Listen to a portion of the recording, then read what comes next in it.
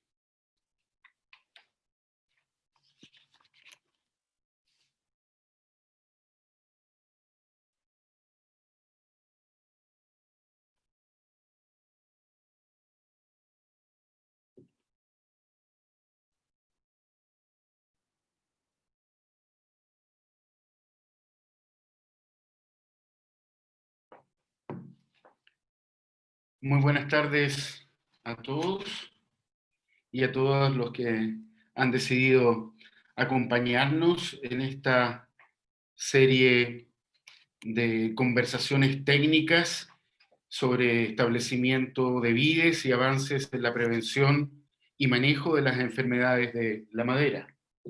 Soy Francisco Díaz, gerente de socios y de comunicaciones del Centro de la Universidad de California, Davis, en Chile, institución que junto a otras organizaciones hemos dado vida a este ciclo de seminarios que comienzan hoy día y que se prolongarán la semana del día 8 y también el 24 con otras voces expertas.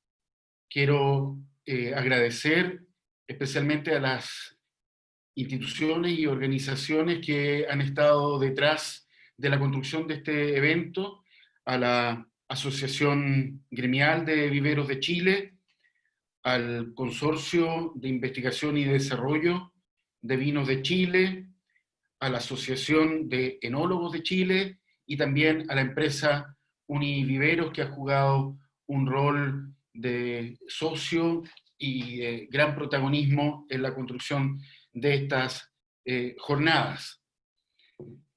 Vamos a dar inicio.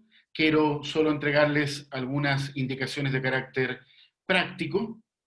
Estas conferencias van a ser en inglés, no así el día 8 y 24, pero los expositores de hoy gentilmente han dispuesto, traducido en español, las láminas que van a ir acompañando su presentación.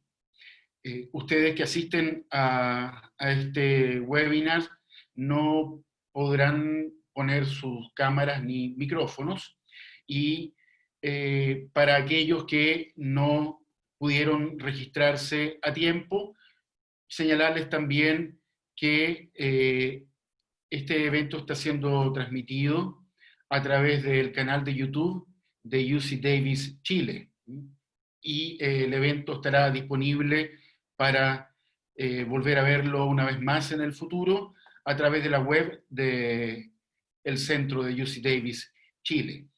Para interactuar presentando y enviando sus preguntas, podrán ustedes usar la botonera de Q&A o preguntas y respuestas según ustedes tengan seteado su sistema de Zoom. Preguntas que serán recogidas por nuestro moderador al final de las dos presentaciones que tendremos en esta jornada. Por lo tanto, no duden en ir generando sus preguntas que van a ser tomadas para conversar en la media hora final de este evento. Quiero ahora presentar a quien va a ser el moderador de esta conversación, el doctor Dario Cantu. Dario es profesor titular del Departamento de Viticultura y Enología de la Universidad de California, Davis. Él es italiano, nació y creció en la ciudad de Milán, y en la Universidad de Milán se licenció en Ciencias Agrarias y recibió también su máster.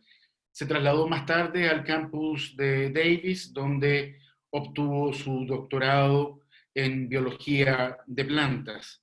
Desde el año 2012 es profesor del Departamento de Viticultura y Enología, y la investigación del doctor Cantu básicamente integra los principios de la biología de sistemas, la genética cuantitativa, y utiliza la genómica y la bioinformática para diseccionar las redes moleculares que están bajo las respuestas de la vid al medio ambiente, a las enfermedades y otros asuntos.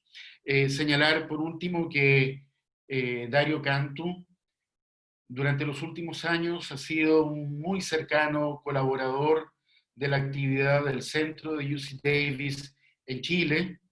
De hecho, ha sido el líder científico de los proyectos de genética y genómica de vides que se han llevado adelante con socios académicos nacionales y empresas del sector, en particular Viña Conchitoro y BSPT Wine Group. En la actualidad, y de hecho desde el año 2019, Dario es también director científico del Centro de la Universidad de California en Chile. Los dejo entonces con Dario para que él presente a nuestros conferencistas y sea después el anfitrión de la conversación al cierre de este seminario. Muchas gracias, Francisco. Y buenas tardes a todas y todos. En este momento tenemos más que 200 personas conectadas.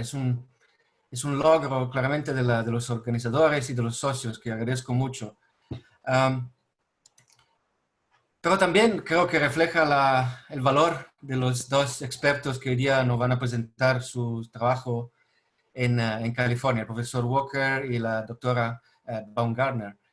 Creo que, bueno, ya saben todo que la industria de vitivinicultura en California es una industria bastante joven, ¿no? 100 años y poco más, pero es muy importante para la economía de California y creo que para el desarrollo de la industria de California y el desarrollo de la vitivinicultura en los Estados Unidos, el campus de Davis jugó un rol fundamental, un rol crítico.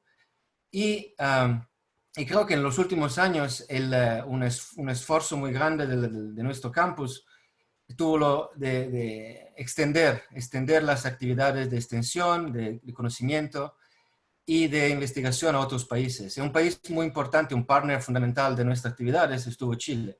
Y como Francisco mencionó, yo estuve parte de muchas actividades en los últimos años que fueron, que pasaron, que existieron, que tuvieron éxito gracias a la industria de Chile y también a los académicos en Chile que colaboraron con nosotros. Entonces, hoy día es un honor para mí tener esta conferencia, aunque en un formato que no es el formato que esperaba. Teníamos que hacer esto en persona en marzo, pero agradezco mucho el esfuerzo de todo el centro y de los socios para poder hacer algo así en virtual, donde quizá hay más personas que las que podían atender en persona, en vivo, en marzo. Así que, bueno, es un honor para mí presentar los dos expertos y también creo que es la primera de muchas actividades. El Centro de UC de Chile con los académicos de Chile y la industria de Chile está empezando muchas actividades con un enfoque muy fuerte de extensión de conocimiento de California a Chile. Y un producto muy importante que me hace feliz es un portal, web portal que el Centro de UC de Chile, en colaboración con Univiveros y otros en Chile, está preparando para extender conocimiento de vitivinicultura de California a Chile. Va a ser un web portal que tiene informaciones de enología y de viticultura y traducido en español, informaciones nuevas y informaciones viejas que pero no estaban traducidas en español. Es un logro muy importante del centro y de los socios y está hablando con Samuel hoy día y parece que en un par de semanas va a estar disponible públicamente para toda la comunidad y la industria chilena. Así que, bueno, antes que introduzca al primer speaker de hoy día, quisiera recordarle que las preguntas se pueden hacer en cualquier momento por el sistema que Francisco explicó, pero la vamos a contestar en 1 hora y media después de las dos charlas. Así que tenga paciencia. Bueno, el primer speaker de hoy día es Andy Walker. Profesor Walker es profesor de viticultura y genética en UC Davis desde el 1989. Él también consiguió su doctorado en UC Davis en genética y desde 5 años el profesor Walker también tiene un título muy prestigioso de Rossi and Dow Chair en viticultura El profesor Walker hace investigación y también enseña en el departamento, enseña toda la serie de práctica de viticultura en UC Davis. Y él, como investigador, hace mejoramiento genético de plantas, de vid en particular. En vides, él desarrolla nuevas variedades de portaenjerstos y de frutales también, que tienen tolerancia a salinidad, sequía y resistencia a patógeno, incluido patógeno muy importante para nosotros en California y también para ustedes en Chile, como el oidio, y otros más importantes para nosotros ahora, como el Pierce disease, por ejemplo.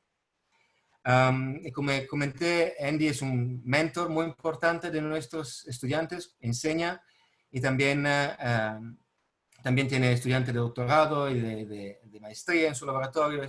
Y no sé cuánta gente graduó en sus años en nuestro departamento. Y bueno, hoy día Andy nos va a hablar de métodos para establecer vides y viñedos. Así que bueno, Andy, muchas gracias y thank you very much. Andy, the stage is yours now and thank you.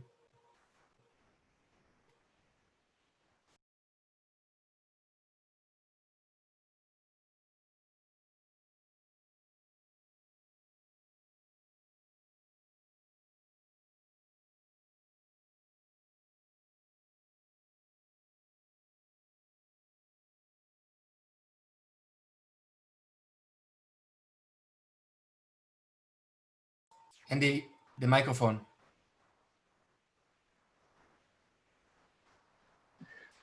Good. Is that better? Okay. Yes. Okay. Good. Thanks very much for the invitation to speak. It's an interesting experience to speak not only during the pandemic, but during a webinar of some sort, all sorts of unseen faces.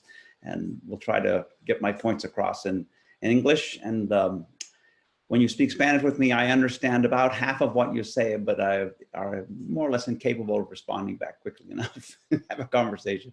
So that'll slow down my abilities there.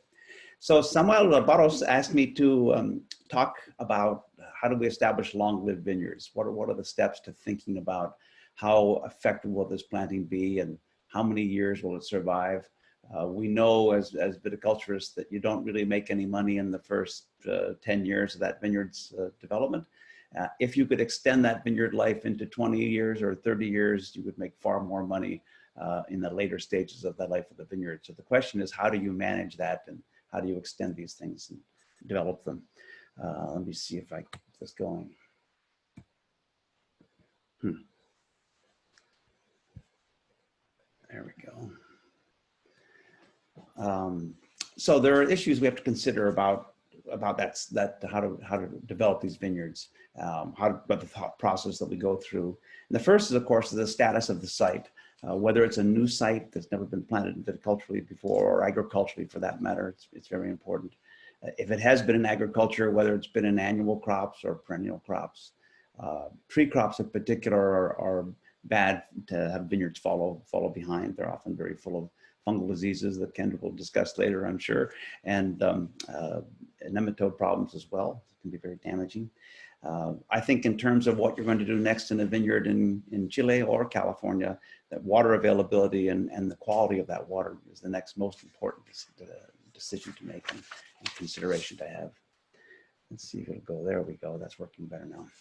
So how do we look at these soils? And the first thing is you have to dig holes. And you can't really observe texture and stratification and layering and soil characteristics and properties without digging some holes. And we generally try to dig several per hectare to get some sort of idea of the variability and to get some sort of idea on what we're going to have to do to break up compaction and disrupt the soil.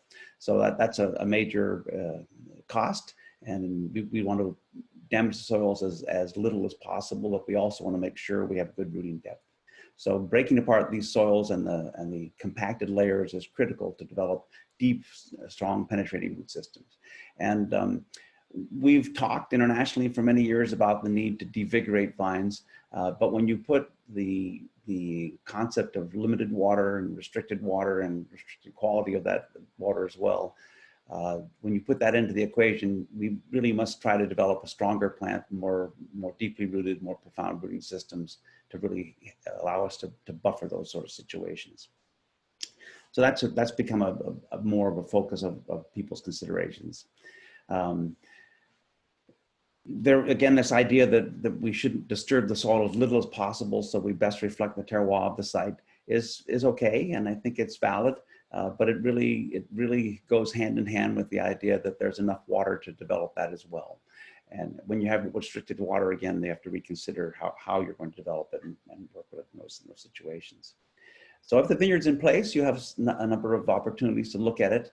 You can start thinking about its vigor, and probably the best time of year to do that is the middle of the winter, when you can see the spur positions, the arms, the structure of that vine, how well it's developed, how well those shoots and positions are growing during each year, and how well the cordons are developed. And the vine will show you quite a bit about its internal health as well in terms of fungal disease and rot, as it established well, and then it slowly shrinks as time goes by and as the vines age.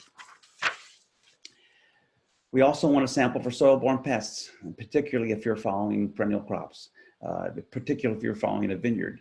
And you're going to find that those problems are much magnified in those situations. Most of those pests are in the drip zone of the plant or in the upper 50 centimeters of the soil profile. That's where most of the roots exist.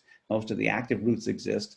The roots will go to great depths, and so will nematodes and other pests. But we're primarily concerned with that upper profile and upper zone. That's true not only because that's the area where most of these organisms exist, but also because we're going to be seeing the most interactions with the new plant in that same depth. So when you replant into soils with high populations of pests, it's going to be a much bigger problem than if you hadn't. The nematode issues, again, vary based on agricultural use, previous use, and it can go back quite a ways. We're now learning more and more about nematodes and how persistent they are. We used to think that they were quite delicate organisms. They'll last 3 to 4, even longer number of years without feeding. They go into some sort of suspended animation, and they essentially are impervious to control during that time period. And of course, hatch out and redevelop when you replant those situations. So soil-borne pests are rarely a big problem in that first generation vineyard. When we plant into a new site that's not been in agriculture before. But if you're following agriculture in any way, it really has to be considered. So good constant sampling, repeated sampling. And remember, of course, the most important thing when you sample is it doesn't matter that you do it in a pattern or randomly or wherever, you just make sure you have roots. If there are no roots, there are no pests in those samples. So there are a lot of economic considerations. I'm not going to discuss those, but they're the most important ones. So what to plant, where your crop will go, whether you have a contract for it, the yield potential in terms of tons per acre or hectare, all those are very critical, and whether you can get a contract in the first place. So that's sort of a separate topic, and of course it's probably the most important topic that you could discuss. And of course we're going through a contraction again in the vineyard acreage, excuse me, in California. But it's not contracting that far.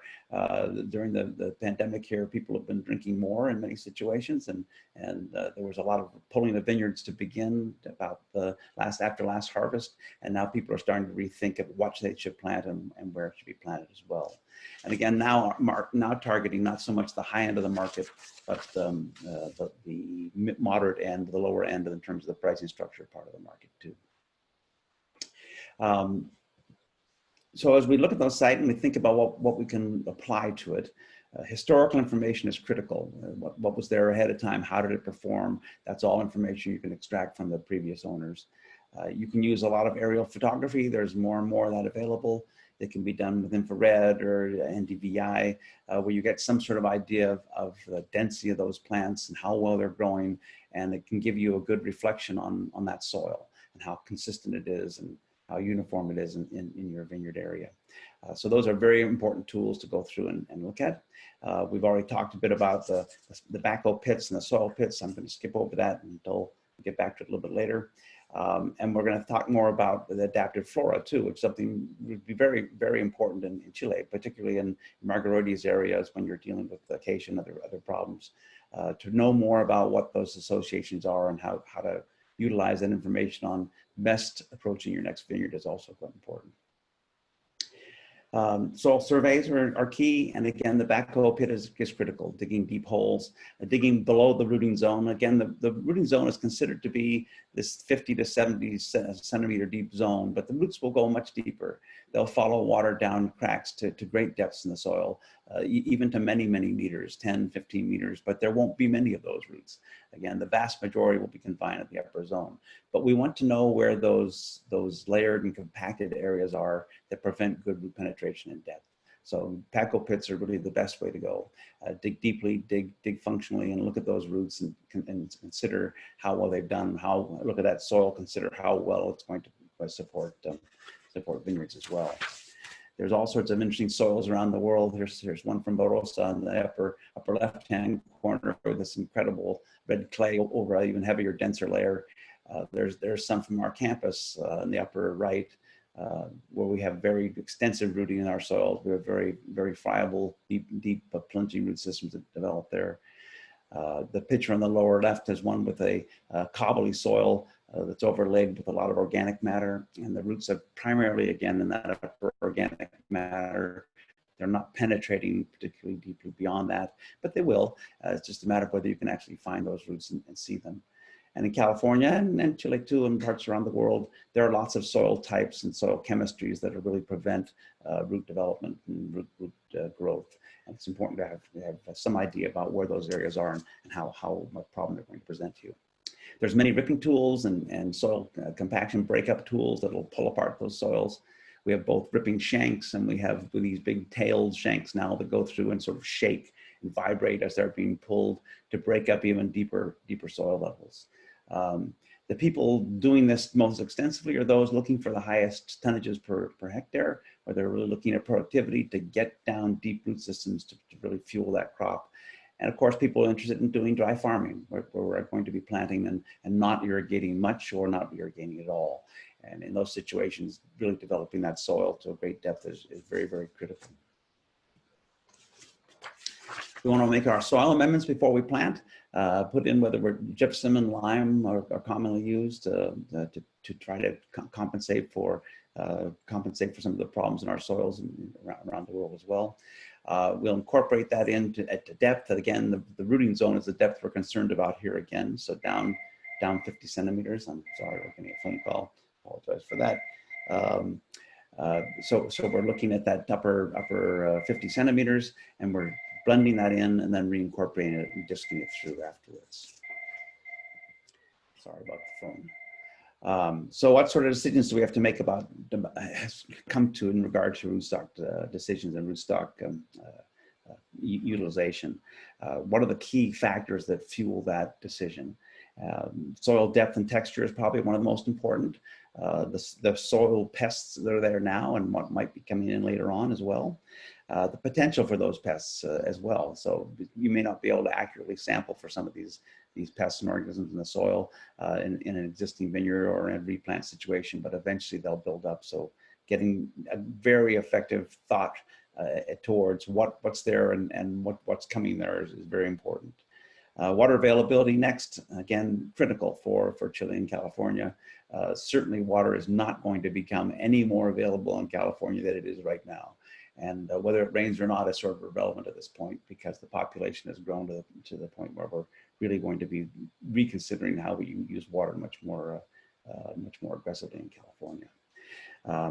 The trellis and the spacing is important. And again, whether we want to have larger vines or smaller vines, there's large vine, small vine debate that's coupled with the high quality, more moderate quality discussion that people have all the time in terms of tonnages and how productive those vineyards should be.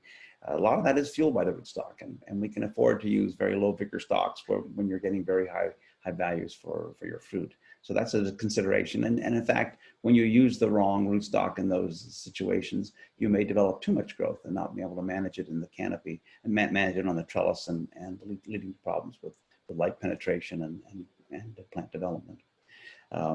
Those are all very important considerations as well. So how do we think about the vigor of those sites? The vigor of the site is really determined by the soil depth and texture and how much water it holds. So both the amount of rainfall in that area and of course the amount that is available to the root system and how it's divvied up to the root system as well. We want large systems for vigorous sites or should say, I'm sorry, it should be on vigorous sites, you can get away with less vigorous root stocks and less vigorous trellising systems. And on very vigorous systems, vigorous soils, lots of growth and vigor promotion, we'll be looking at larger trellising and wider spacing in those situations too. Sorry, I'm going back and forth between English and Spanish on the slides here sometimes, which is more challenging for me than for you. Another big decision now at this point is whether we're going to mechanize and to what extent and to what level. And I think the answer is in California, we're going to be mechanizing a lot more than we have been in the past because labor is less available. And it's becoming less available in many places of the world as people find other things that are easier ways to make money oftentimes in terms of their hand labor. So looking into these things in terms of how we can mechanize most effectively is very important, and that trellis will work around that. And to date, the most effective trellises have been the vertical trellises that are involved in mechanized viticulture, because you can really contain the vine more uniformly and then apply viticultural practices to those sites more effectively too. The next thing up is precision viticulture, and to what degree we start applying advanced sensing and other tools and techniques to really effectively look at those vineyards more quantitatively and getting some idea for how they're performing and how they're developing. It's a very important component of this. And again, a trellising system that's adapted to that will help optimize that too. So how do we establish those vineyards on rootstocks? And probably the most important thing is to plant high quality plants and to plant them properly. And it sounds like such a simple component, and it's one of the things that's really undercut to the greatest extent around the world. We spend very little time planting the vine and arranging the roots, considering how it's going to grow, particularly in light of the fact that that plant's going to be there for a very long time and our livelihoods depend upon it. And we frequently have situations where those plants are improperly planted, and they lead to disease problems, they lead to rot problems, they lead to just straight out constriction and root binding problems. So it's very important to establish that material well and properly. We like to use certified virus-free plant material, and again, it sounds very easy to say that, but it's often very hard to get the varieties or the clones and the combinations you want with certified material. And I know that the Chilean certification system needs a little beefing up, and we can talk a bit about that towards the end too. But even in California, with an outstanding certification program, we're often forced to make the decision to use non-certified material based on availability of what sort of clone and variety and rootstock decisions we've made. It's very important to establish that root system first. That's very critical. And again, that's frustrating because establishing the root system first means you're going to grow the vine so it's producing leaves, but not fruit. We want all that extra photosynthate and carbohydrate to go into the root system and to develop a stronger, deeper, more resilient rooting system. So that's the key to the development of those plants as well. And again, avoiding overcropping in the first fruiting year or years is very important. And we'll talk a bit more about that too. So grapevines are peculiar plants. They're not plants in many ways. They're vines.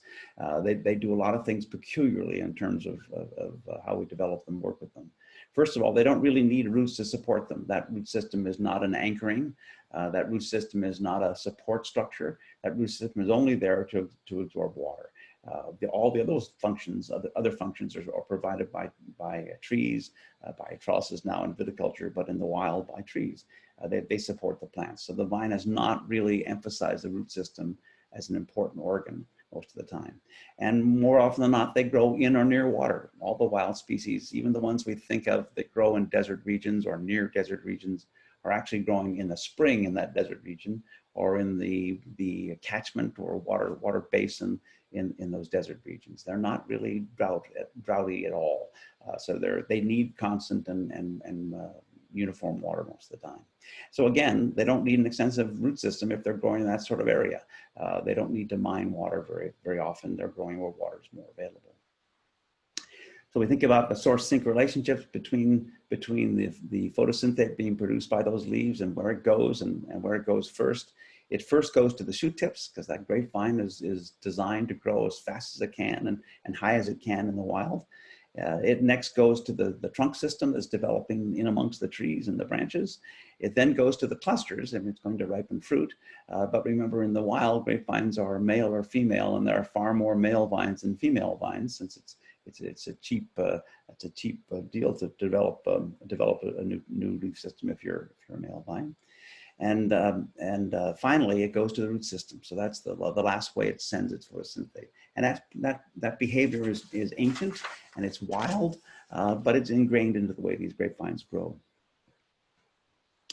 So the root architecture of most perennial plants mimics the top growth of that plant. So when you have a broad spreading tree that's open, has branches that run forwards, you often find the root system looks very much like that. You have a broad, dense, fibrous root mat that looks a whole lot like the upper part of that plant. And when you're a funny plant, like a vine that sort of rambles randomly through a tree and pops out wherever it needs to, those root systems often typify that as well. They're much more diffuse. They wander through the soil. They don't really form a ball or a crown. There are very few examples of that happening. But in general, it's a very open, loose, diffuse rooting system. So it's again a problem we have to deal with in terms of how do we manage that more effectively? How do we irrigate that more effectively too? So these grape roots are very important. Again, we think about farming for flavors. We think about farming for fruit. We think about a lot of other catchy terms that have been used to look at the way we grow grapevines, but we don't talk about farming for roots, and we should. So we really should be thinking about how to develop those root systems effectively. It's a very important part of that vineyard. So how do you farm for roots? Again, the best way to do that is to not restrict the foliage. So we now have stronger plants, particularly if they're dormant bench grafts. We'll talk about those plant materials a bit later on. We find we can actually push them hard. You can develop your trunk more rapidly than not if you want to add the time to it. We can bring them out onto cordon wires as well and develop those cordons to begin with. But we're doing that at the expense of the root system. So remember, that vine is programmed to grow as fast as it can up, and it adapts to it well if you push them. But at the same time, it's shortchanging. It's not supplying as much as that vine needs to the root system. So we need to reroute that and think about how the vine can be grown more effectively and less vegetatively in a sense. Well, less trained in a sense. So again, it's more leaves, more roots in essence in a snapshot. Okay, so let's see. So how do we manage those roots again? How do we irrigate them most effectively?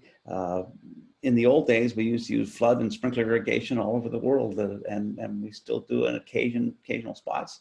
But water is so expensive and so unpredictable nowadays that we've moved primarily to drip systems. And grapevines really don't like drip systems very much. Their root systems aren't very well adapted to them. So we have to think, I think, as we go along about other ways to more effectively utilize irrigation and more effectively irrigate grapevines. The problem being, of course, that there's not enough water to really provide the full mass of roots that we really need. Some of that's been done with subsurface irrigation, buried drip lines that go underneath the vineyard. They're not very easy to maintain, and they often are attacked by rodents and they be damaged by cultivations. There's lots of issues there. Some people have started using movable in-row lines where they can take that sprinkler line and pull it back and forth across the vineyard so they can try to enlarge the root system. So we're trying to, in these situations, move away from the confined, small box to sort of cylinder of roots in the soil. We're trying to move away from that back to its more natural being, which would be larger, penetrating much more deeply and more broadly. Our limitations are water, its availability, cultivation, machinery. All those things are limitations because they're going to damage the root systems as well in that upper zone. So you have to sort of think about how we can move towards that over time and perhaps try to utilize that. And micro sprinklers would be useful techniques, but of course then you really encourage weeds and weed growth and fungal problems at the same time.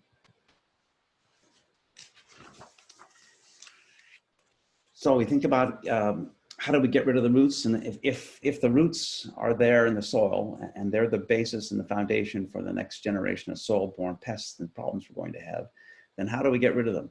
Can we actually remove most of those roots? And there's an effort now to remove a lot of the roots we can find. We'll go through and rake through the upper parts of the soil, remove roots down to 50 centimeters, oftentimes, perhaps a little deeper. It's very expensive, and it does a fairly good job of removing those roots, but it doesn't necessarily mean you've cured the problem in that vineyard site. And remember that roots will go down essentially as far as they're able to, particularly if there's enough local rainfall or enough irrigation to encourage them to go deeper. So they'll sit at great depth, and they'll host pests as well. We've been working on herbicide problems. Our weed control specialist just retired last week, and Becky retired yesterday, I think, officially. And he and I have had a running argument for the last 10 years about how do we kill grapefruits. And he goes, I can kill grapefruits, herbicides can kill everything. And I said, well, I don't think you can, because there's been a lot of work done here in the late 50s and early 60s, 1960s, looking at different herbicides and how we could most effectively kill them. So they would, again, not remain as a host for nematodes in the soil primarily. So that was the look at it. And they never were able to achieve that. And again, the trunk system that's buried under the ground, the part we propagate from, the old woody cane that was originally propagated and grafted, that's easily killed. But the root system that comes off of it is not. And chemicals do not seem to really transmit through those systems to great depth to kill them effectively. So that's a bit of a problem, and they're going to be in that soil for a long time. We always think about using fallow more effectively. How can we use fallow at a site and leave it free of vineyard growth, in fact, all growth, for as long as possible, to let things die off, because there won't be anything to host them. And that's been something that's been looked at quite a bit. These bags of soil here, or actually bags of roots here, there's not much soil in them, are a collection I made many years ago. And we went up and we dug on a hillside, a slate hillside, solid rock. The vineyard had been removed 7 years earlier. We could see the old terraces, and we went through and dug down to great depth, about 1.5 meters, and started looking for roots. And we were able to find some roots, and I took those roots back. I put them in these Ziploc bags, took them back and put them on my desk for 60 days, for 2 months. And over that time period, those bags started sweating, which was odd because the soil was very dry and there wasn't much active life in there. But it insinuated that something was alive and respiring, since the bags were taking up moisture. And a few more weeks after that, the roots started growing again. So it's remarkable. Those had been chopped off, and they were down 1 meter plus in the soil, and they were bone dry, and they've been in the middle of our drought period as well. So that's a problem. So when we think about how we're going to avoid these problems through fallow, maybe it's not very practical. Okay, so grapefruits and again, the species and the rootstocks have different root systems. They have systems in some cases that are very fibrous and fine and rather superficial. And they have root systems in other situations that are quite deep and are much more structural. They don't produce as many fine fibrous roots. And we haven't really used that much directly in rootstock breeding over the last 100 years, but we're going to start using it more so now. And people are looking at how that might influence drought tolerance, of course, and how it might influence the longevity of that vineyard too. So some are quite deep, some are shallow, and they're very interesting differences between them. We spent a long time, 4 years with a postdoc, working on this in the lab and trying to quantify root systems more effectively. And in the end, it really came out that the very fibrous ones were lower vigor and very flat in general. And the very deep and thicker roots that plunged generated more vigor and were more drought tolerant as well. So here's Riparian Loire next to Salt Creek or Ramsey. And you can see the great difference in their root systems. And that difference persists from young 3 or 4 month-old shoots that you can propagate to 1-year-old shoots and to 5 or 10 or 15 years in the vineyard. We see those comparisons. And here's a picture of the comparison of 110R with 10114. Again, a higher vigor stock next to a lower vigor stock, and how those are performing too as well. So they're very different. One's very flat, one's very superficial, very thin fibrous roots primarily, and the other quite more profound. So we did a lot of work to quantify these, and we measured all these roots and looked at them. And I tried to convince students and postdocs for many years, we need to categorize these roots. We look at the one on the left and we could say, that's a larger, deeper one. We look at the one on the right and we can say, that's a very fibrous, fine, thinly and shallowly rooted one. But if you actually measure every root and put them in classes and look at them that way, there are very few differences that are statistically significant because there's a lot of variation in the way these roots perform. And there's almost invariably in any root system, one or two large roots that go to depth and really get beyond this, this other rooting pattern. I'm just going to skip over. There's of course 3 important species in our rootstocks. Vitis riparia, Vitis rupestris, and Vitis berlandieri. And the key point I wanted to make is that they're very different plants. So Vitis riparia grows along alluvial plains, very fine textured, very slowly eroding areas, constant rainfall up in the Northeast United States, and in these riparian areas. And up in the right-hand side here, that's like green stuff is mostly Vitis riparia. It's just rambling along in this fine silty material. So it doesn't really need to have much of a root system. And this is Vitis rupestris that grows not abundantly any longer. It's fairly rare now, but it grows in these rocky, gravelly soils and textured areas where you have this very coarse textured stuff. There's a lot of rainfall in these areas, but the plants are growing in this water. So we think of Vitis rupestris as being fairly drought tolerant and drought adapted because of its deep root system. But its deep root system is there because if it didn't have a deep root system, the whole plant would be pulled out and eroded away. So it's there for a different purpose, and it's again a different way to look at it. So we think of those stocks as being fairly or rupestris-based stocks as being fairly vigorous and good developing root systems, but in fact they are not drought tolerant at all. They're drought adapted in those situations. And berlandieri, of course, was blended in to provide lime tolerance in rootstock backgrounds, and it's a very different plant from a fairly dry area compared to riparia and rupestris.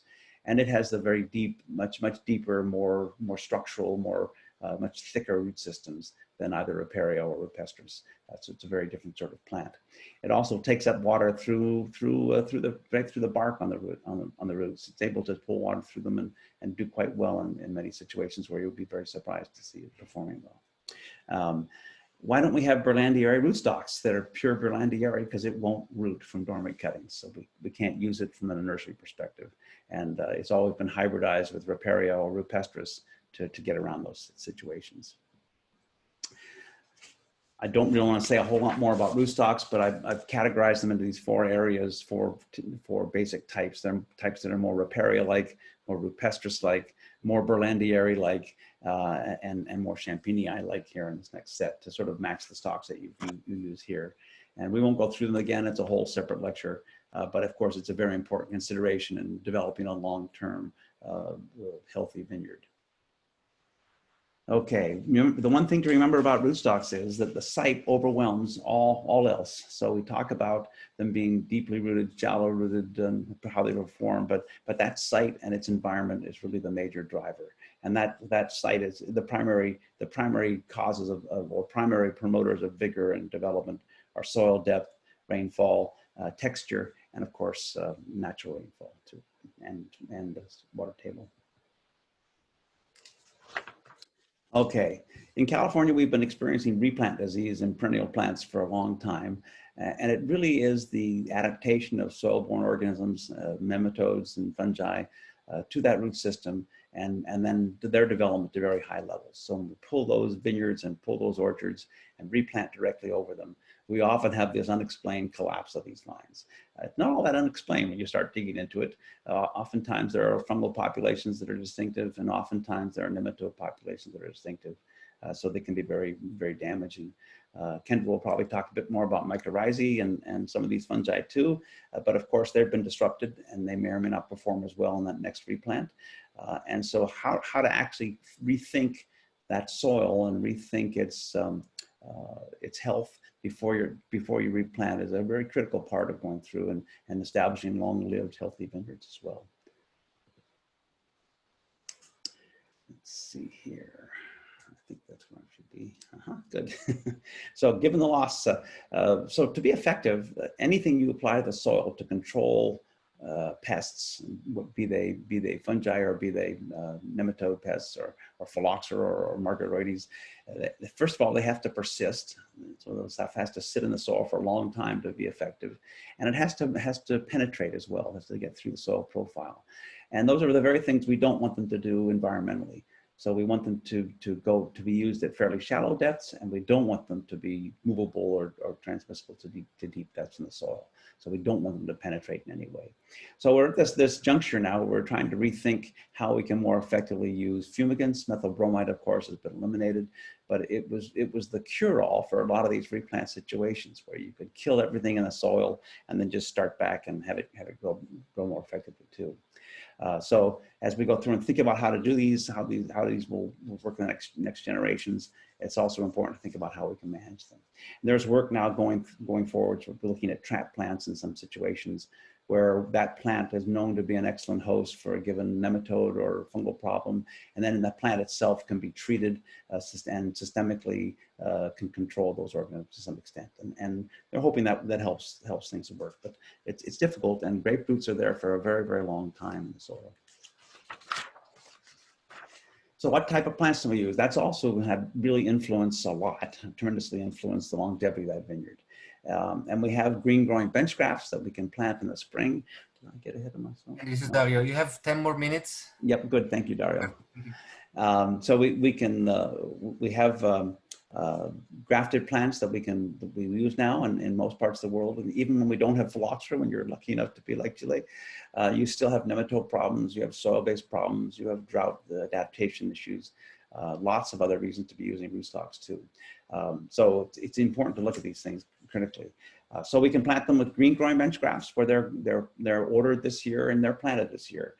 So they're grafted on the bench, and we call them bench grafts, and they're put in the vineyard. They're not put in the vineyard at the nursery. They're put in the vineyard in your site. So they're healed up over 12 to 14 weeks, 12 to 18 weeks, and they're planted at the vineyards. They're relatively inexpensive. They can be very clean because we can monitor that root system and we can monitor what it's been growing in, but they don't have a whole lot of stored carbohydrate and stored reserves. So they're a problem in terms of timing and planting dates and things. We need to get them in when we can pay attention to them and make sure we can get water on them as well. These are often potted plants now, and we've moved away from decomposable sleeves that were used once in the past. We've now moved towards plastic pots, primarily in California, and that's to really allow us and to think about extending the time period at which we can sell these plants and keep them and hold them before they need to go in the ground. And it's one of the reasons plants don't do as well. We need to be very careful about how we develop these plants and how we get that root system out and into the soil as quickly as possible. And the longer you keep them stored in pots, the more readily they become kinked and root bound and coiled in these containers. So these containers, although they're great for inventory and great for storing materials, aren't necessarily good for grapevines, and they should be used with caution as we go through. Okay, let me just check here. There, good. Okay, so there are lots of different ways to pot these vines up again, and there's even a nursery or two in California that are moved towards paper sleeves and cotton socks almost. They can keep these root systems in, but there's a lot of ways we should be trying to get around that and trying to move these things into the ground more effectively, more rapidly. Of course, is a prime directive. Here's a sample of some of these pots. These are a smaller one now. Most nurseries have moved to a larger one at this point with more depth, more soil contained. But in a way, that only promotes the ability to leave these things around and not keep them out of the soil. So to grow them as potted plants as opposed to plants that need to be planted right away.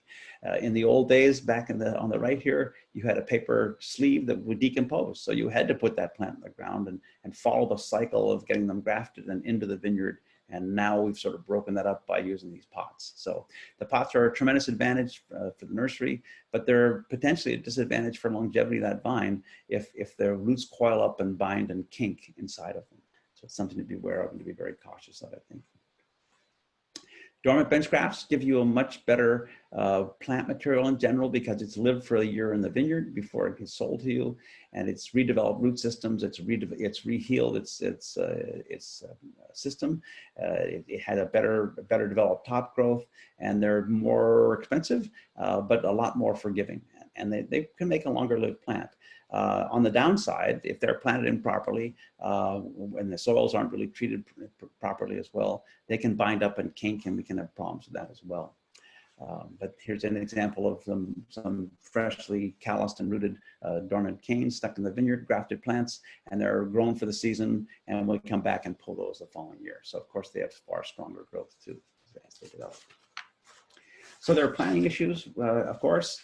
I mentioned these socks that are being planted in now, but the major planting issue is the amount of time they're spending in the pots, and the lack of a nice smooth transition from that nursery into the vineyard in those scenarios.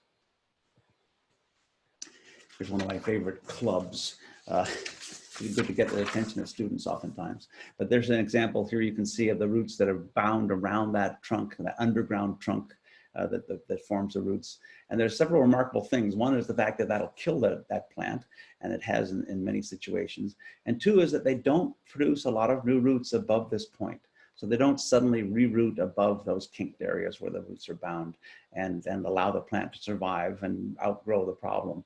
But in fact, it just progresses and gets worse and worse. And I'd like to know why that happens, but it's a very peculiar phenomenon. Okay, so that's the first thing. Let's make sure we get these vines planted properly, get the roots displayed out and into the soil. That's also very, very important as well. So if we plant high quality plants well, that's key. We keep kinking root systems out of the vineyard by pulling the roots apart or cutting them off. If it's a dormant plant, you can trim those roots off. If it's a green growing bench graft, they have to be very carefully teased apart and prevented from kinking. If we can, we should be using certified plant material. We should at least be making sure that those combinations are not known. Rootstock scion combinations are not known to have virus-related problems with them, and we should be detailing that, I think, in almost every part of the world, because there are many situations that are viral. We haven't yet discovered what the organism is that's causing the problem too. We want to establish that root system first. Don't stress them. Train the roots. Farm for the roots first, and then farm later on for the rest of the development of the plant. And again, avoiding overcropping is key. All right, I think I'm almost done here. So other rootstock issues, is it a replant site or a new site? And again, that's absolutely critical that we go through the steps I mentioned at the beginning of the talk, to really look at the soil carefully, to look at the pest population carefully, and to make decisions about what's available. And you're going to find, I think, the most important issue with rootstocks at the end is availability. So whether the nurseries are carrying or have enough material that you need in a clonal rootstock combination, and you have to almost always have to make compromises of some sort or the other. This image here shows what happens when you have a brand new, both virus-free vineyards or one virus-free vineyard. Sorry, that's the one on the left. The one on the right was not virus-free. They're all young vines, and they grew up. They showed symptoms, and right away that virus started moving and has swept right through that other vineyard now as well. So it's key to maintain clean material if we can, and to act as a community in terms of how we keep them healthy too. Okay, let's see. Okay, so leaf roll, red leaf viruses, of the whole host of viruses we now just lump under this red leaf phenomena. There's corky bark and many strains of leaf roll, and there's more of them all the time. Red blotch, a lot of other ones. But we can control them by using certified material. And most plants that are sold in California are still non-certified. And it's a problem. And we need to be asking for certified material, and we often don't as well. So it's something we need to work on more effectively. I want to say one word about, maybe this is a prime time as we think about redeveloping older vineyards and how we can extend their life, to think about establishing a better germplasm system in Chile, where you could start providing virus-free material and certified material, to expand upon the certified program that exists, and to really think about how it would function more effectively, and function across South America for that matter too. We're at that point again with our certification program because of the red blotch issue. rethinking how it should be done and what virus-free might mean, and whether a virus test is enough in some situations, and how we can best provide clean material too. So at the foundation, that's critical. We need to make sure that we keep these plants alive and healthy right off the bat, right from the beginning of their planting through to many years. We want to make sure those plants are healthy enough so they can start succumbing to some of the wood rot diseases. And that's what you're going to hear about from Dr. Baumgartner here in terms of what the other component of long-lived vineyards is how soon they become infected with wood rot diseases, and how long can they tolerate that as well. So with that, I wanted to acknowledge my funding sources. They allow me to sit and speak with you, I guess, and travel to visit with you as well. And they've been very, very generous over the years in developing our rootstock programs and sonic breeding programs too. And with that, I think I'll stop. And we could switch over back to Dario and over to Kendra. Is that right? Yeah, thank you, Andy. Okay, thank you. Can you unshare or what? Yep. We'll do that. There's that. And thank you, Andy. So all the questions will be in the end. So, and we have plenty, so we may stay here all day. Okay, thank you, Andy. So now is Kendra's turn. So es mi honor introducir la segunda experta de hoy día, Kendra Baumgartner. Es investigadora en fitopatología del Servicio de Investigación Agrícola del Departamento de Agricultura de los Estados Unidos, which in short is USDA, más fácil. Su laboratorio queda en el campus de UC Davis, entonces trabaja mucho con investigadores aquí en campus. Estudió su programa de pregrado en la Escuela de Silvicultura en la Universidad de Syracuse, New York, donde hizo un curso optativo de patología forestal que la convenció que la carrera para ella era una carrera en fitopatología. Entonces se mudó a Davis, donde consiguió su doctorado en fitopatología. Y ahora como investigadora en USDA trabaja en muchos temas, la mayoría alrededor de enfermedades de plagas, de enfermedades de planta, de la madera, de vid y de otros cultivos, incluido el pistacho y la almendra. Y hoy día nos vas a hablar de enfermedades de la vid y de cómo manejarla en campo. Entonces, muchas gracias, Kendra, por participar, y the stage is yours. Thank you. Let me get my presentation running. Okay.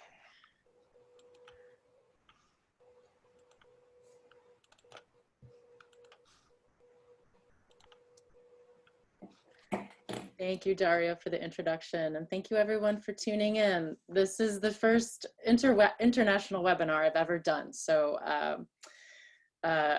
I wish I was in person in Chile with you now, but because of a pandemic, we're not able to be together. As Dario said, I work for the United States Department of Agriculture, and today I'm going to talk about the work we have done in California on trunk diseases.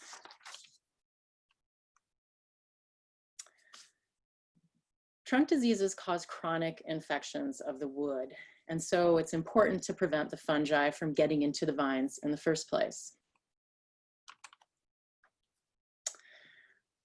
Vines with symptoms of trunk diseases typically look like this.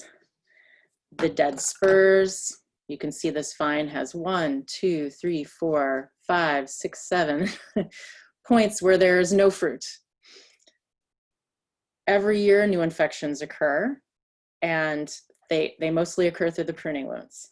And the vines in this way become less and less productive over time. Trunk diseases reduce yields and thus revenues over time. But the costs of managing a vineyard, as you know, over time do not decrease. This graph shows how trunk diseases affect the returns, which is an economic term for the revenues minus the costs. And the dollar amounts we developed here came from management of 1 acre of Cabernet Sauvignon in the Lodi region of California. And it shows the cumulative returns over the course of 25 years for 1 acre of this wine grape. Planting a vineyard in California, in the Lodi region, costs a minimum of $12,000 per year. And that's why the starting point here at year 0, we say, is a negative $12,000. Now, because of this high starting costs, it can take almost 10 years to get back up to 0. These 2 lines show opposite extremes. In a perfectly healthy vineyard, free of trunk diseases, yields and thus the annual revenue should continually increase over time, up to 25 years. This dollar amount of $42,282 is the cumulative revenue from this 1 acre of healthy grapes. And this dollar amount represents the profit from each year combined. And there are profits from years 8 to 25. The dollar amount of negative $39,662 is the cumulative loss for 1 acre of grapes with trunk diseases. This dollar amount represents the profit from each year combined, and there are only a few years with profit. These are obviously extremes, but they provide us with a reference point of just how bad trunk diseases can be. And obviously a grower would not manage a vineyard making negative amounts of money each year. But it gives you a point of reference. Trunk diseases start to impact yields between years 10 and 15. But the infections actually start much earlier.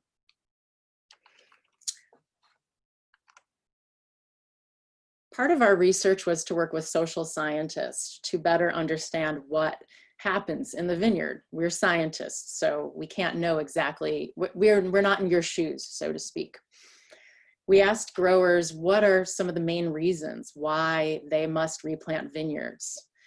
And of the growers we surveyed, and these are the results from a wine grape survey, in the top 3 for many of the growers, they said it was either trunk diseases, viruses like Andy talked about, and then changes in market situation that made cultivars unprofitable for some reason.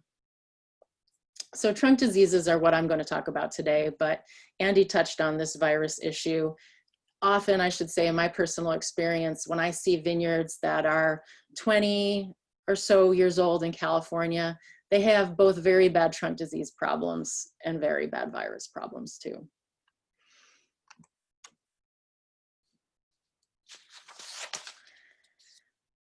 For many years in California, we thought that these symptoms, the dead spurs and the wood cankers, were due to one trunk disease, only Eutypa dieback, it's called. And a former colleague of mine who has since died, Doug Gubler, was a scientist here in Davis for many years, and he studied these trunk diseases. And his research and his worldwide presentations were very much responsible for identifying the fact that it's not just Eutypa dieback causing these symptoms, but that there are other dieback type diseases, some of which cause very similar symptoms. These 3 different diseases, Botryopsferia dieback, Phomopsis dieback, and Eutypa dieback, can occur together in different combinations in vineyards. I refer to them as the dieback type diseases. Interestingly, Eutypa dieback happens to be one of the least common of these 3. Definitely the most common is Botryopsferia dieback in California. And from what I understand, you don't have Eutypa dieback. It's not been reported from grape in Chile, as far as I know. In California, in addition to these 3 dieback type diseases, Botryopsferia, Phomopsis, and Eutypa diebacks, we also have another trunk disease, ESCA, which is quite different. It causes different symptoms, and it's caused by a whole different set of fungi. Here I've listed some of the scientific names for the different fungi. I don't want to I don't want you to have to remember these names because it seems they're changing constantly in the scientific literature. It's confusing even for me. But the point I try to make here is that you can see there are different names for each of these diseases. These fungi are not genetically related to each other. And so what we know about the spread of trunk diseases and how to manage them mostly goes back to this one, Eutypa dieback, and the causal fungus Eutypa lata, because for many years, it's what we as scientists thought was the only thing causing all of these diseases. And it's taken some time for us to learn important details about these other fungi as well.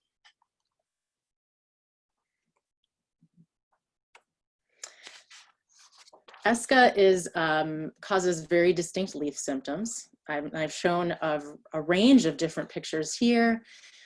Some of these are table grapes, some of these are wine grapes, some are from California, from France, from the state of Texas, where they also grow grapes, here in the US. The symptoms have some similarities. You can see there is in between the veins and on the edge of the leaves, there's drying. Sometimes they are yellow, sometimes they're red, sometimes you have a combination of the three. Often we see these at their most severe between veraison and harvest. And the leaf symptoms will typically form on the same shoots growing from the same part of the vine every year. Gradually over time, they will get more and more severe. And, but it can be a gradual decline. It can take 5, 10, or 15 years for this to happen. And all along, you will see a reduction in the vigor of the vine too. And these unique symptoms, before I go on, I want to mention, they are thought to be due to toxins that the fungi, which live in the wood, make. And these toxins get sent out to the leaves, to the fruit, and they are thought to be in part responsible for these very unique symptoms. Some of the pathogens that cause ESCA, when you dig into the wood, you can see their internal wood symptoms. And if you cut away the bark, you can sometimes see them appear as black lines. If you cut right through a cordon or an infected spur or a trunk, they appear as spots. Another set of ESCA pathogens, which are actually wood decay fungi, cause a visible and textural degradation of the wood. They cause a type of wood decay. Depending on the fungus, this can be kind of white or brown in appearance. But again, you can, just by looking at this picture, you can see that, this is exactly the type of thing you want to prevent. You want to do everything you can to prevent this from happening, because the only way to cure it is to cut it out. And because these symptoms are internal, you can't see them. So it's very difficult to know what to cut out. Rarely, ESCA also causes fruit symptoms. And again, this is thought to be due to the toxins that the fungi make in the wood. This fruit symptom is appears as fruit spots. This is a Cabernet Sauvignon cluster, obviously before veraison, so you can see the spotting on it. What's most common with ESCA, though, is its impacts on ripening. Here are clusters of grapes in the state of Washington, which is north of us here in California. This cultivar is Grenache. And you can see visibly that this cluster here in the center, there are many berries on it that are not ripening. And yet these grapes were to be harvested 1 week after we took this picture.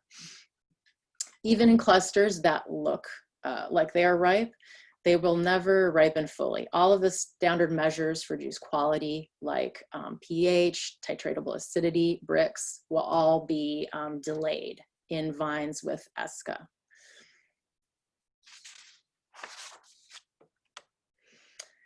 ESCA can also have a completely different course of symptom development, which is a very rapid vine collapse. It's technically known as apoplexy. And the whole vine, rather than individual shoots, will die, and this can happen within 1 week. Often for us in California, we see apoplexy happening in vineyards where we've seen the other symptoms of ESCA for many years. But it's not always the case. Sometimes it can be the first indication that ESCA is present in a vineyard. Apoplexy also seems to be common in years, in times of the summer when we have many days of hot weather. So high temperatures in the high 30s and low 40s for 7 or 10 straight days. This is when we see the first apoplexy signs. We as researchers do not know why ESCA sometimes causes this rapid vine collapse.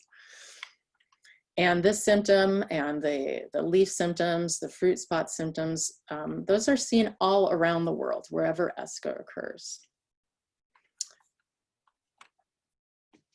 If we consider all the pathogens that cause trunk diseases, there are several sources of the inoculum. Vines can be infected by spores that spread by rain, by wind, or also spores that might be present in the soil. And this all depends on the pathogen. Some of them can spread in many different ways, others can only spread in one way. Vines in the vineyard and mother vines in the nursery can be infected similarly in the field. But in the nursery, there's additional steps of the propagation process that put vines at risk of contamination. For example, when dormant cuttings are made and they're bundled together and they're soaked in a water bath together, if there's spores that are formed on the surface of one cutting, then those can contaminate all the cuttings in the water bath. Also, the grafting process brings together cuttings from separate vines, almost doubling the risk of infection because spores can potentially come from 2 separate vines. We think of this concept of synergy of pathogens, mostly with respect to viruses, but it can also apply to trunk diseases and fungal pathogens as well. Also, keep in mind that the grafting process creates a wound. And that grafted plant that's planted in the soil has a wound at the top and at the bottom and at the graft union. And all of the trunk pathogens infect vines through wounds. So grafted plants that are planted out in the field are very susceptible to some of the trunk diseases. Today, I'm only going to talk about trunk diseases that are spread by spores with rain and with wind. I'm not going to talk about any of these today. I suspect that some of your speakers tomorrow will cover these topics though. Most of the trunk pathogens require a wound, as I just said. This is how they get into the vine. Every year, vines are pruned during the dormant season, as you know. And so pruning wounds are susceptible to infection. Of course, there are other wounds that can happen on the vine. However, pruning is the most prevalent type of wounding in the vineyard, and thus it's the focus of disease management here in California, at least.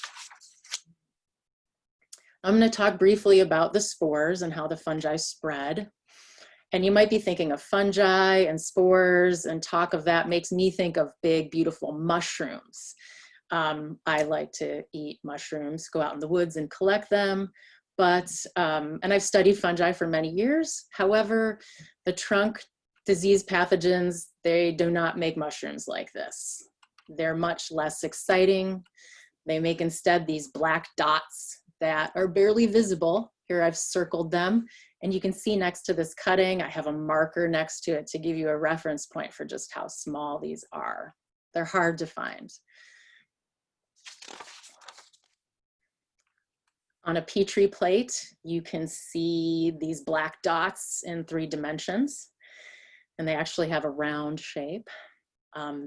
This is a culture on a Petri plate of one of the pathogens that causes Phomopsis dieback. Its scientific name is Diaporthia ampelina. And the spores of this fungus, and it's true for also the fungi that cause Botryopspheriae dieback, they come out of this fruiting body in a sticky droplet.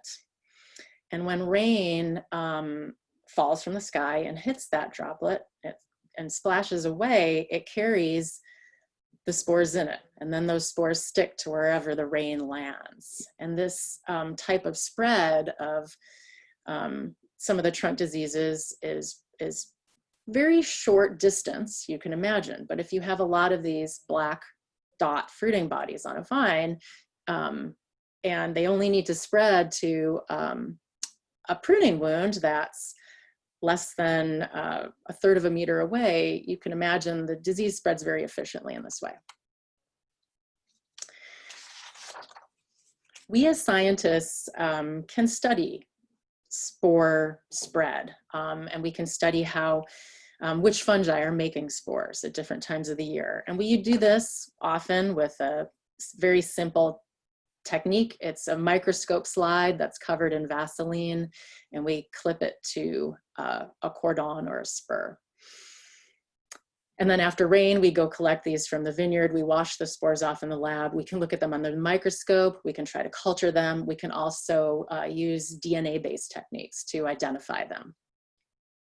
Researchers that have used this type of spore trap for many years to study trunk diseases around the world, to learn mostly when there are the most spores. The idea being that when you see a lot of the spores forming, maybe that's a bad time to prune, or that would be a good time to protect wounds with fungicides or other protectants. And to the growers, I said earlier that we've done a lot of surveys of growers to find out more about their practices in the vineyard, but we've also asked them what they think about what we do as scientists and the data we present to them. And when we asked them about the information on the spores particularly, they felt that the data was very skewed. And that is because many of them said that, of course, there are many spores in badly diseased vineyards, but what they wanted to know was what happens in normal vineyards. Also, sometimes the data that has been generated, which is really useful for me to a researcher, but a grower might think, well, it's only about one trunk disease, and I have multiple trunk diseases in my vineyard. You know, what about that type of information? So we, in our lab, carried out a project to find out more about what happens in healthy vineyards. You know, most spore trapping studies have not been done in vineyards that look like this. Also, the growers really just want to know what happens at the time of the year when they're pruning, not necessarily during the rest of the year. So we did a study. We looked at vineyards in 6 vineyards that were young, and we compared those to 6 vineyards that were mature. And we selected the vineyards strictly on the basis of the cultivar. We picked Cabernet Sauvignon. We did this study when it was the dormant season, which for us was December through March. And each year for 4 years after we had big rain events, we would gather the spore traps and put new ones out in the vineyard. Our study was done in 2 different regions of Northern California, Napa and Lodi, with 6 sites in each. And here, I have a map here of Northern California. This is, you can see the San Francisco Bay Area in the middle. And here you can see the Napa sites. They were all within a pretty short distance of each other, and then the Lodi sites. And I want to mention, you know, for those of you who are not familiar with these areas, these regions are important wine grape growing regions of California. The Lodi area happens to be part of the San Joaquin Crush District, which is responsible for the majority of wine grapes in the state. And in Napa, we have lower acreage and fewer tons per acre. But typically, the big difference is it's more of what we call a premium wine grape region. The fruit is sold for a higher price and made into wine that costs more money. Here you can just see the rainfall patterns, and each of these columns in black shows how much rain there was during our spore sampling periods. And these periods represent 4 consecutive winters. So this is for us December through March of 2013 to 2014. And then this is 2014 to 2015, 2015 to 2016, 2016 to 2017. We had more rain, obviously, in Napa, and this scale goes up to 25 centimeters, both of these. So you can see all of these columns are taller for Napa in general than for Lodi. You can also see that this first and second years were very dry for us. And the rain came at different times. In the first year, very little rain in the beginning of winter. Most of it fell in the springtime. In the second year, it was the opposite. Most of the rain came in the early part of the winter. The last 2 years were really the only years where we had a proper level of rain to collect data on the spores, which I'll show you in a minute. And in fact, this last year of our study was the 4th rainiest year on record for the state of California. I'm just going to briefly show you the results we had for the fungi that cause Botryopspheriae dieback. And I just have listed them by their initials. There were 9 total. And we had similar results for the Phomopsis dieback pathogens too. I want to point out here for the mature vineyards, we had the most detections of fungi that cause Botryopspheriae dieback. And that was not a surprise, because the thought is that as vineyards age, they accumulate more and more infections, and thus you'd expect there to be more spores. Whereas the young vineyards had very few spores. In the first 2 years, which I said earlier, which were very dry, we had only 2 total detections in the first year. Both were from mature vineyards, and the same results were true in the second year, only 2 total detections. So really the impact of the dry seasons can be, could potentially have, long-term effects on these diseases. However, once the rains came back in the 3rd and 4th years of the study, we had spores coming in both the mature vineyards and also the young vineyards.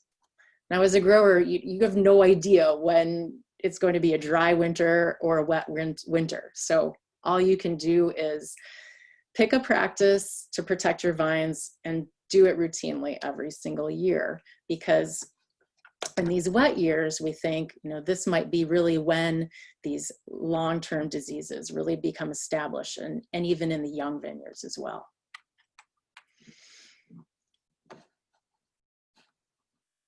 So what I tell growers, and our management practice in California, we really try to focus them on preventing trunk diseases. And we ask growers to start using these practices when the vines look healthy, but are young, so 1 to 3 years old. And in a vineyard like that of this age in California, wouldn't expect to see any symptoms of trunk diseases at all. When a vineyard is between 8 and 12 years old is typically when we see the first symptoms starting to appear. They become very obvious at this time. Here you can see a vine where all of the shoots on one cordon are stunted, and there's even a dead spur here. Often in vineyards of this age in California, we'll find some symptom of a trunk disease on approximately 20% of the vines. And when the vineyard reaches 15 years, it can be a much greater percentage of vines that have symptoms, as high as 75%. Those with symptoms, the symptoms will be more severe too. These diseases, as I said earlier, they gradually worsen over time. And it can take 5-10 years for the symptoms to get worse and worse. Here you see a vine with the cordon where it's missing spur positions. All of the shoots are extremely stunted. And shoots like this won't bear fruit that will ripen properly. Preventative practices have been shown in study trials to minimize infections of pruning wounds. And these practices are delayed pruning and using applications of fungicides or protectants after pruning and before rain. And most of our research we have done when we use these protectants, we've sprayed them using a tractor because that is what most of the growers do. Now, just to give a description of delayed pruning, for those of you who aren't familiar with this approach, after vines are pruned, the wounds are susceptible to infection from spores produced with rain. And studies on pruning wound susceptibility in California have been done on the Eutypa dieback pathogens and the Bacteriophyria dieback pathogens. And Jose Orbez Torres, I'm sure, is going to talk with you tomorrow about the Bacteriophyria dieback pathogens, because he's the one who did most of that work. But these studies have shown that generally pruning wounds are susceptible for the longest period of time early in the dormant season. It can be up to 3 to 4 weeks, whereas as the dormant season goes on in California, between December and January, you have this long period of susceptibility. And so we recommend that growers do not prune during this time. It isn't until February that the period of susceptibility decreases. And in March, it can be only a matter of 1 or 2 days. So this is when we recommend that growers prune later, as late as possible. Of course, if that's not a possibility, one thing you can do is prune earlier, but spray a protectant or a fungicide on the wounds before rain. If you use this approach, you have to keep in mind, though, that rain will dilute the efficacy of the fungicide. It can wash it off. And so if you have a lot of rains, you may have to spray 2 times. If you're waiting to prune until February or March anyways, and if there is very little rain, obviously, you may not have to spray that much. I have to mention, though, of course, in California, we've had some very strange weather patterns with our rains during the dormant season. And sometimes we get all of our rain in March or February. And so probably the best approach is to use a combination of delayed pruning and fungicide applications, no matter what year it is.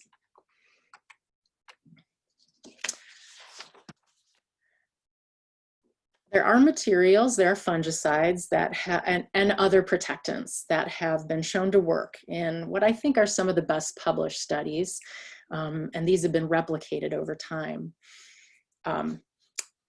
Thiophanate methyl and pyraclostrobin have been shown in several different studies done around the world against the Bacteriophyria dieback pathogens, and to some extent, some of the ESCA pathogens to be very effective. These fungicides are not toxic to the spores specifically. Once they're sprayed on the pruning wound and a spore lands on a pruning wound, that spore can still germinate. But when that fungus starts to grow and elongate, that's when these 2 fungicides kill the fungus. The boric acid paste is different from these 2 fungicides, however, in that it is thought to form a toxic barrier. So spores will land on it, but once they germinate, they die.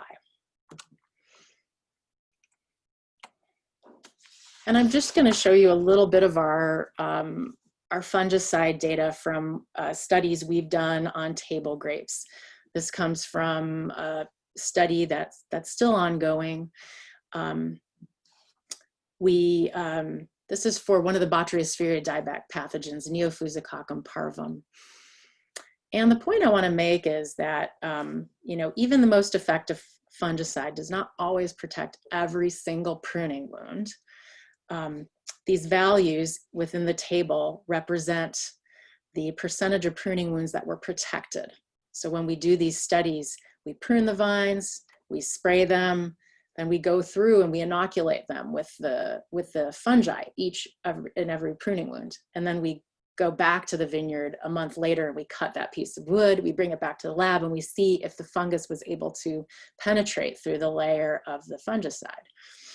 And so you can see here against just this one trunk pathogen, Neophusococcum parvum, that pyraclostrobin was very effective in all 3 years. It protected as little as 83% of the pruning wounds, and in 1 year it was 100% of the pruning wounds. whereas some of the other fungicides did not work as well every single year. But the year has a big effect on how well the fungus can become established or not. And here I've shown you that it's the same exact table, but I've added in the information about what happened to the pruning wounds that we inoculated up, that all we did was spray them with water. There was no fungicide there. So in those, you'd expect the fungus to be infecting all of them, but it's not always the case every year. So in 2018, this was a really, really dry year for us. And many of the pruning wounds did not get infected by this fungus. And it turns out that that year also happened to be a year when all the fungicides worked really well at preventing the fungus from getting in. And that's because it just turned out to be a dry year. It was a bad year for the fungus. But in any event, yeah, our fungicide results can vary a lot from year to year. And they also vary a lot from pathogen to pathogen. As I said earlier, these fungi are not genetically related. So just because a material works against one doesn't mean it's going to work against all of them. I want to get back to this point about the timing of when you start to use these practices. And in surveys we've done of growers to find out which preventative practices they use, we also ask them when they start to use the practice in the vineyard. So the majority of growers who we surveyed, and these results are from a survey of wine grape growers in California. Of the growers who said they use protectants, like fungicides or the boric acid paste, 55% of them said that they started to use this in the vineyard when it was between 8 and 12 years old or 13 or more years old. Of the growers who said they delay pruning, 65% of them said that they start when the vineyard is 8 to 12 years old or 13 or more years. The problem is that vineyards of these age ranges are already infected. Yes, if you start using these practices, you will prevent infections of new wounds, but there's no way to take care of the wounds that are already there in the vineyard. And I want to mention that, the costs of these practices are very low on an annual basis. For example, if you consider delaying pruning and you're paying, in California, it can be anywhere from $150 to $250 per acre to pay for a pruning crew. If you just do that at a later time in the winter, it doesn't cost you any more money, theoretically. And if you want to put on a fungicide application, spray a fungicide using a tractor, in addition to pruning, it can cost approximately $64 more per acre. It's a minimal cost, but the benefits are huge. The benefits are maintaining profitable yields for longer and as long as possible. This is a similar figure that I showed you earlier with what happens after 25 years in a perfectly healthy vineyard versus in a badly diseased vineyard. And here I've also shown what happens when you start using one fungicide application per dormant season. If you start in years 3 or 5, you can significantly cut the losses that would happen if you did nothing. After 25 years, and again, this is for 1 acre of Cabernet Sauvignon in the Lodi region, you would expect to make a cumulative profit of $12,784. If you start using a fungicide application in year 5, it's approximately half that. If you wait until year 10, however, you're still ending up with a negative dollar amount after 25 years. So the message is clear. Don't wait, start early. I also want to mention that when we modeled this using this economic simulation, we made the assumption that only 50% of the pruning wounds were protected. And that's a pretty low rate if you think about it. It's only half of them, and that can bring about great benefits.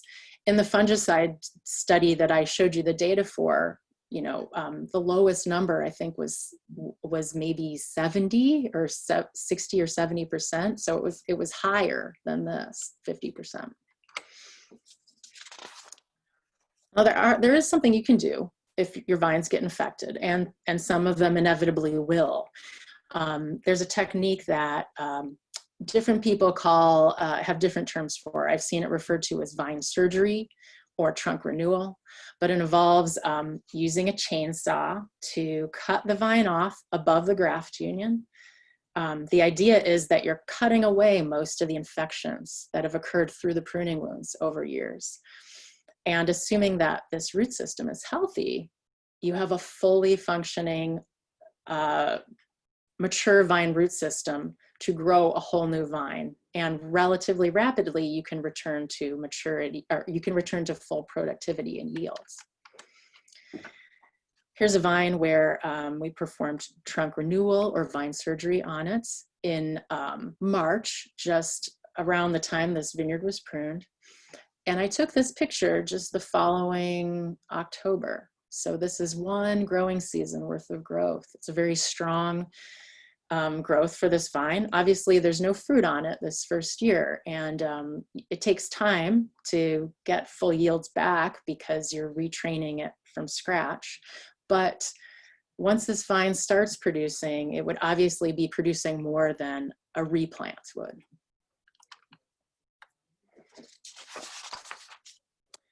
We recommend that growers use this approach, however, before the vineyard is very badly diseased. And we've done some economics simulations for this approach too, where here I show the cumulative net returns, or the profits, after 25 years. This is for a table grape for... Kendra, yes. You have 10 minutes. Okay, very good. I'll be done soon. Instead of showing you results for Cabernet Sauvignon, this is for a table grape. This is for Scarlet Royal, or I'm sorry, Crimson Seedless. And we used our economic analyses to determine what the returns would be if you used vine surgery on all symptomatic vines sometime between years 11 and years 15. I don't show the results for years 16 and on because all of the dollar amounts were negative. So that gives you a sense of, that you should not be waiting until you're 16 or more. The main reason, and I want to show the big difference here, if you do this in year 11 versus year 15, it can be a big difference in profit after 25 years. The reason for that is in part because if you're doing this on all symptomatic vines, this figure shows what we expect to happen in terms of percentage of vines that are symptomatic in a vineyard over time. In year 11, you just have fewer symptomatic vines to do this with. Then in year 15, you have almost 75% of the vineyard could potentially have symptoms. So that's far more vines to have to cut the top off of with a chainsaw, pull the top of the vine away and retrain a new vine and have no yields for 2 years until it's productive again. The other reason is that, the other reason for this large difference in profits between years 11 and year 15 is that just as the percentage of symptomatic vines goes up over time, the revenues go down over time. And so by year 15, you've been losing yields and thus revenues for all of these vines that are developing symptoms.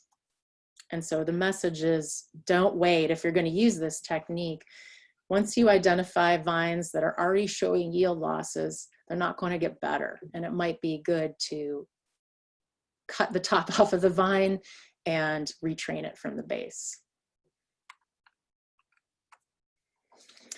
So just to summarize our results on preventative practices, it's important to adopt preventative practices in young vineyards. It's cost effective in the long run if you start doing this early. The combination of vine surgery and preventative practices is the most cost effective, and it's better than using either approach alone in the long term. And because every vineyard is different, we don't know, you know, what that year 10 or that year 15 is going to look like. It's not going to be the same in every single vineyard. And so what we can say from our economic simulations is that possibly at the point of the vineyard's age, when 20% of the vines or fewer are showing symptoms, this might be the best time to start to do vine surgery on all of the symptomatic vines. That's all I have to present today, but before I finish, I want to mention that much of our research, although I work for the United States government, much of our research is funded by grants, by competitive grants. And for 5 years, I had a grant from this organization program called the Specialty Crops Research Initiative. This is the time when I first started to work with Dario very closely, but we had a huge research team, and this grant funded 9 of our labs. We worked with social scientists and economist Jonathan Kaplan, a political scientist, Mark LaBelle. They're the ones who helped us do all of our surveys. We also worked with researchers who study other perennial crops. Famous Michelides and Dave Dahl specifically worked on pistachios and almonds, which are susceptible to some of the same exact pathogens that cause trunk diseases of grape or related species. And then lastly, I want to mention my colleague, Philippe Rolshausen here. He's a former graduate of this department also, worked for Doug Gubler as a student for many years. Now he's moved on to work on citrus diseases, but he was the one who did a lot of the early fungicide work against Eutypa dieback pathogens and many other trunk pathogens in California. My current funding comes from a specialty crop block grant from the USDA Agricultural Marketing Service, and I also get funding right now from the California Table Grape Commission. You can check out our project website, and then if you want to get in touch with me directly, please do not hesitate to email me. Thanks very much.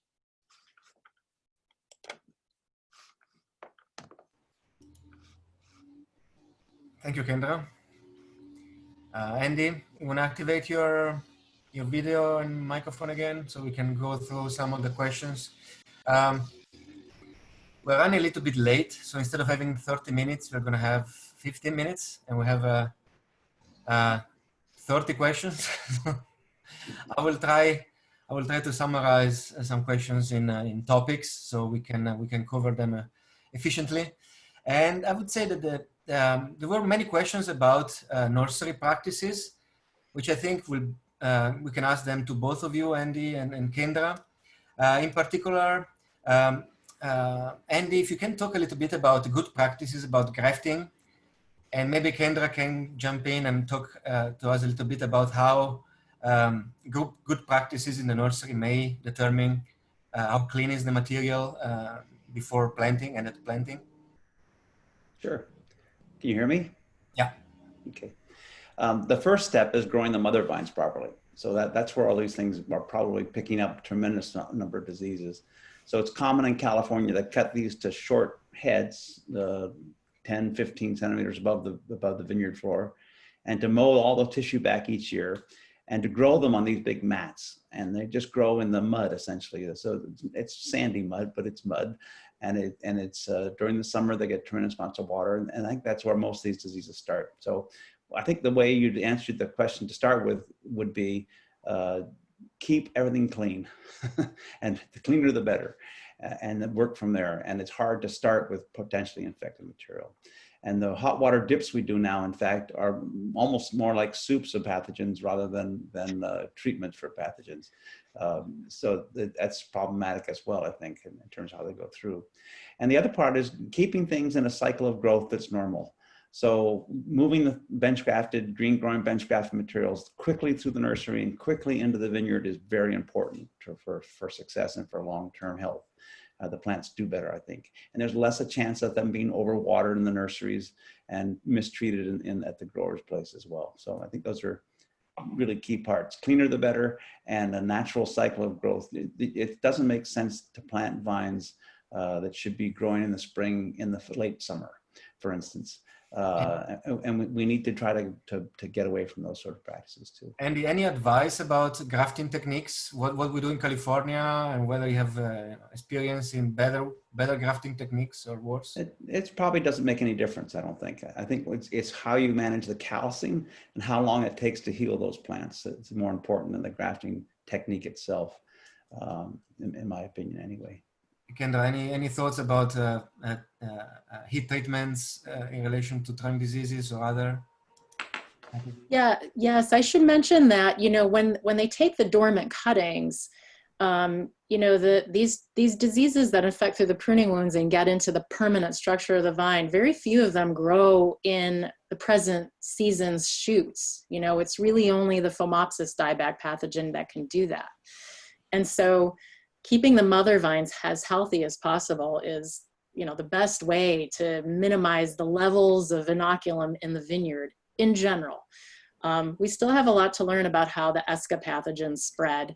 And for example, if some of them are present in the soil, you know, and you're putting grafted materials in the soil, we do detect these ESCA pathogens at the graft union and at the base of the dormant rootstock cutting often. So I think Andy's probably right that it's all about callousing and making sure things are calloused, assuming that that makes them less susceptible to infection. But there's no regulations on infection by trunk pathogens. There are for viruses, some of the viruses, but not for these fungi. So the nurseries don't have to prevent the material from being infected in the first place. Thank you both. Actually, it's kind of related to this series of questions, is the genetic component to both you know, planting an effective planting a vineyard effectively, as well as maintaining it healthy. There are questions about what rootstock traits we should prioritize when we choose a rootstock. There is a interesting question about should we always plant rootstocks that are resistant to nematodes, or that's a secondary trait in some cases. And what is your experience, both of you? You know, what are the mistakes that normally are commonly made when choosing a rootstock or a scion that actually affect longevity and yield over time? And then in relation to this, so much research is ongoing in developing material that is better, improved for concerning rootstocks, as well as concerning maybe tolerance to trunk diseases. You know, it's not easy. But No. But so I think the first step is not cropping the vines at an early age, is to establish a strong, well-buffered rooting system. And if you don't do that, you pay the price, I think, over time. And I think that's one of the bigger issues for me. I don't think there's a very distinctive genetic component to which rootstocks are more sensitive necessarily. It's how they're treated, how the vines are treated, how they're overgrown, how they're irrigated, poor irrigation practices, you know, leaving the drip emitters on the trunk for 4 or 5 years of the vineyard life instead of stretching them out away from those areas. All sorts of little things that add up. But again, grapevines, one of the biggest problems is they're not long-lived plants. Wild grapevines are weeds. They're primary successors. They grow at the edge of forests. So they wait for the tornadoes and the floods and the fires to burn everything away, and they resprout and grow in abundance. But they don't outlive trees very often. A couple of species do, but in general not. So they're not designed to be old plants. What we really want to do is eke out that last 5 years of life, because it's a very profitable level in terms of income for the vineyard. So if we think about traits that you will prioritize when choosing a rootstock, or when you develop new rootstocks, what those will be, if it's not trunk diseases, as you said? No. Yeah. Adapt to the site properly, right? So high vigor rootstocks on low vigor soils is always a nice maxim, and vice versa, in terms of making a good decision. Reasonable cropping strategies. You know, I used to laugh at people who are convinced that it was important to grow vines on very small spaces and very small materials, but it actually makes sense. The less it grows, the longer it lives, and the easier it is probably to make high quality fruit, because you can tailor the environment so carefully. But it's not necessarily profitable. So there you go. It's a problem. So related to that, actually, Kendra, there is a question about some questions about crop load and stressed vines at early age. What's your experience in terms of trunk disease appearance or vine longevity later on? I don't really know. You know, most of the studies that have been done on trunk diseases are related to pruning practices. You know, like how many pruning cuts there are, how the vines are trained, which, you know, that can obviously have long-term impacts on the success of the vineyard too. I would say that some of the, you know, these are wood infecting fungi, and the wood is important for moving water and soil derived nutrients from the roots up to the shoots. And the combination of some trunk diseases and drought, for example, can be much more severe than either of those alone. And so, you know, those types of practices that would be, you know, lead to severe drought, severe water stress, that are not just climate related, but associated with your rootstock and your irrigation practices, could magnify trunk disease issues too. Does that help? Any negative? Yeah, but any negative impact, for example, of late pruning or double pruning on vine physiology? You know, in relations to the bleeding of the vine, or, you know, delaying bud break and those. Yeah, you can have delayed bud break. I mean, that can be a problem in certain climates where you have issues ripening your fruit before the end of the growing season. Yep. And there were also many questions about alternative to the chemistry, organic products, or even trichoderma. We had like 10 questions about trichoderma today. Yes. We don't have all the trichoderma compounds labeled in California like they have in Chile and in other parts of the world where they grow grapes. So that's why we don't tend to have a lot of work done with trichoderma. I've seen research presented that seems very convincing. I think the thing is that you need, the trichoderma would be, I think, much like the fungicides though, in that you have to start treating the vines long before the infections are well established in the vineyard. It's still a preventative practice. There are some nurseries treating with trichoderma at the grafting process to begin at step one, just running through the whole system. Yeah, and that might be a really, that's a whole other approach, you know, biocontrol on nursery material. That could be a very nice targeted place to protect those wounds right after grafting or right before they're planted and rooted in the fields. But I would just say pick something and stick with it and do it when the vineyard's young. Don't stop. Cool. Something that I like to challenge Andy with is I think you touched a little bit during your seminar, but there is a question which is about how do you know if a grapevine is tolerant or resistant to drought? Is it about the root system, the architecture, the physiology of the vine? What? It's mostly the architecture, mostly. So deep plunging root systems that are with large structural roots as opposed to fine fibrous root systems that are very radial and flat, I think is the primary reason. However, there are species and rootstocks that hydraulically lift water, that take water from depth in the vineyard soil profile and move it into the upper part of the profile to rehydrate surface roots. There are species like Berlandieri that take up water differently through, not just through feeder roots and fine roots, but through larger structural roots too. So there's a real component to the drought part of it too. The problem has been really finding a way to quickly assay that, and how consistently or inconsistently the trait shows up in populations too. That's a problem as well. And from a management standpoint, is water quality also important when you think about rootstock choice, or how you define quality of the water and how they can impact? I think the biggest worry for Chile and California is salinity, and that buildup and the lack of ability to leach water through the soil profile and pull salt levels down. I think if you're going to be drought resistant, you have to be salt resistant. If you're going to be salt resistant, you probably have to be deeply rooted as well. just in terms of taking advantage of the architectural component at the same time.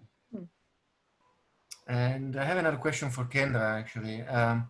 It's about when does it make sense to do surgery and remove infected parts? And whether you have any thoughts about some novel methods to achieve the correct surgery? And when instead it's time to replant? What is, you cut the cordon, you see the infection, what do you do?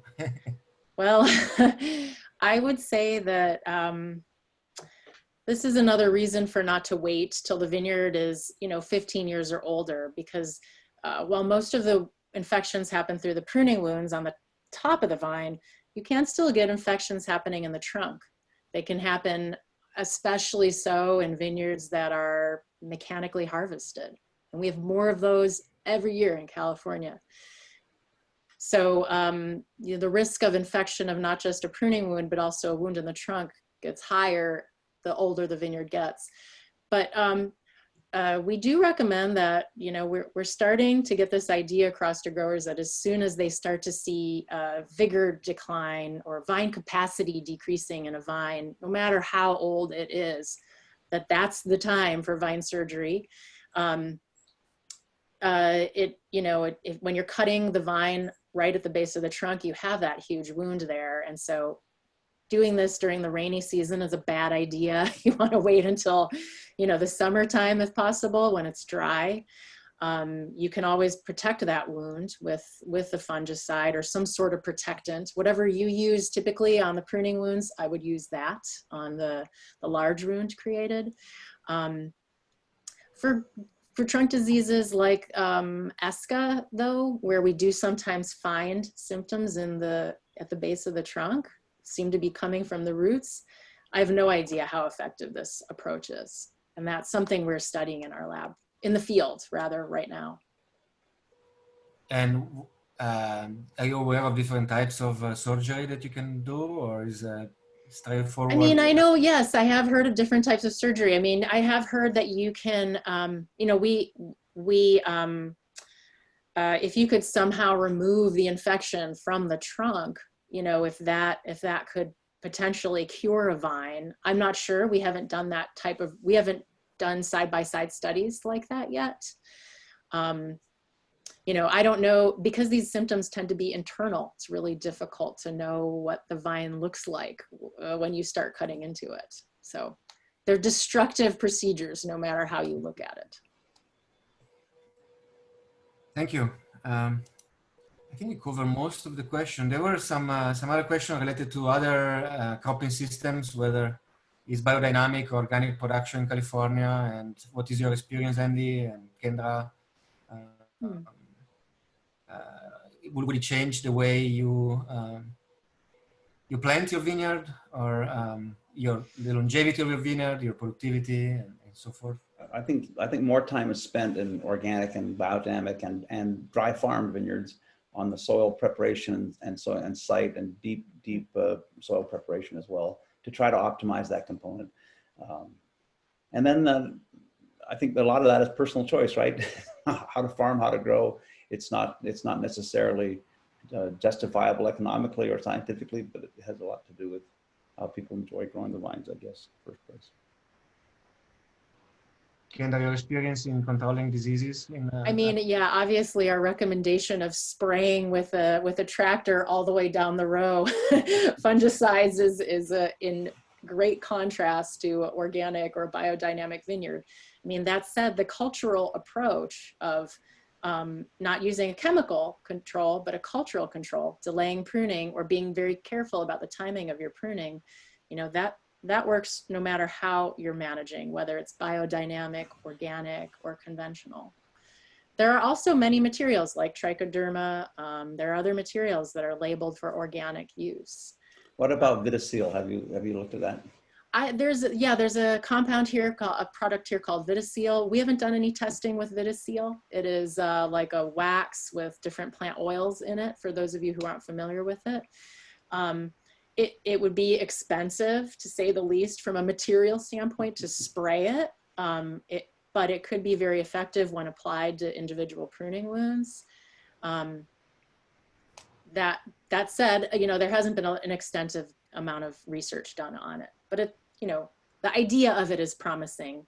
The thing about the fungicides that's, I think, one of the biggest drawbacks, other than being toxic chemicals, is that they're not long-lived.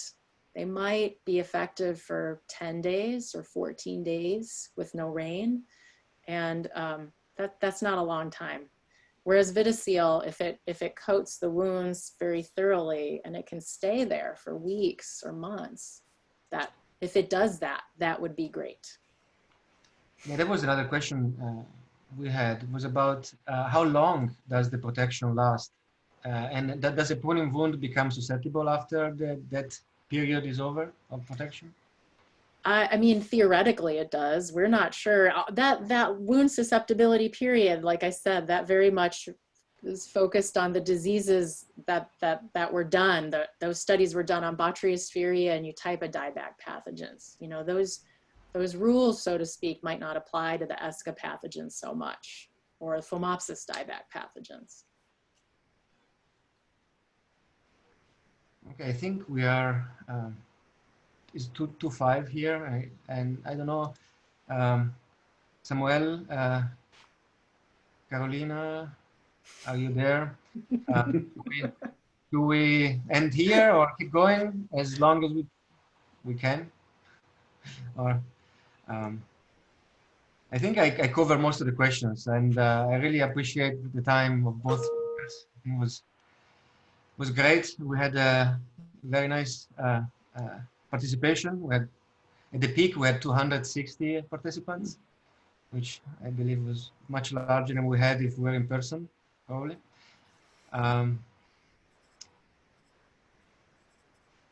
Carolina, you want to talk about the next events? Yeah. Sí, Dario, Francisco. Lo comento yo. Okay. Bueno, estamos llegando al término de este primer webinar. Agradezco la participación de un público tan numeroso y tan interesado en formular preguntas. Esperamos que la perspectiva de estos dos expertos hayan aportado al conocimiento de ustedes, de sus empresas y de las instituciones donde profesionalmente colaboran. Tenemos otros dos seminarios. El siguiente será el miércoles 8 de julio, ojo, a las 11 de la mañana. Es David Gramaje quien va a tener como moderador en su conversación a Samuel Barros.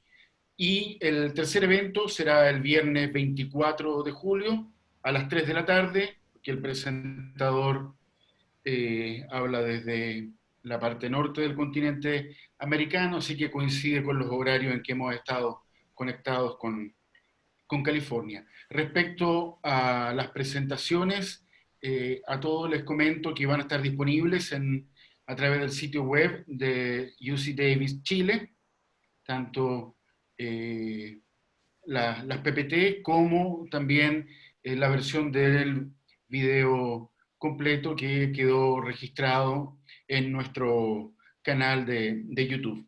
Gracias entonces una vez más, en nombre de UC Davis Chile, de la Asociación de Viveros de Chile, del consorcio de I+D, de Vinos de Chile, de la Asociación de Enólogos y de la empresa Univiveros. Los esperamos entonces en nuestras próximas dos citas. Muchas gracias, Dario. Thank you, Andy, Kendra. See you soon. Bye-bye. Bye.